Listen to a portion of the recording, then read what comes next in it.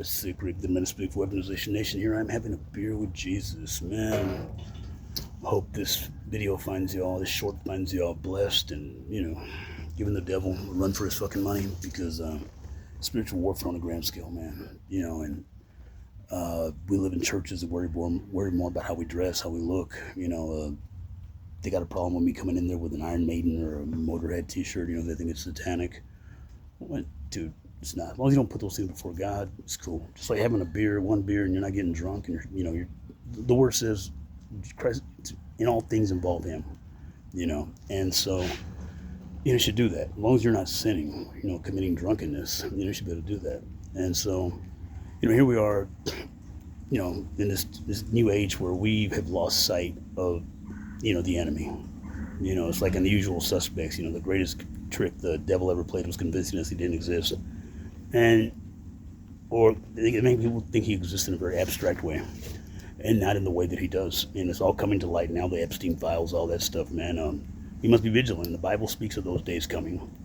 And, we have to stay weaponized. Weaponize our Bible, weaponize our Christianity, our faith. Everything has to be weaponized against the enemy. And, like the internet, dude, right now, people think black magic is just some dude in a robe, with some candles and blood, and sure that does happen, behind closed doors, but the biggest way they hit all of us who are not prayed up, who don't have the full armor on, who are not covered by the blood of Christ, who are not saved, is through television, the media, social media, the internet.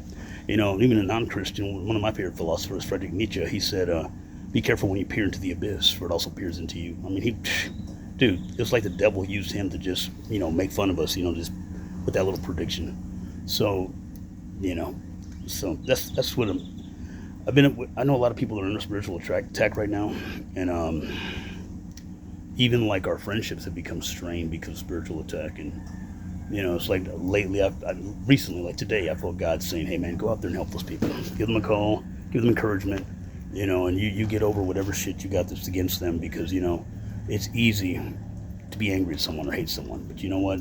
It's a lot harder to do the right thing." So, Sick Rig the Mystic saying, man, if you got any falling outs out there with family members, friends, whatever, make up with them, man. It'll really piss the devil off.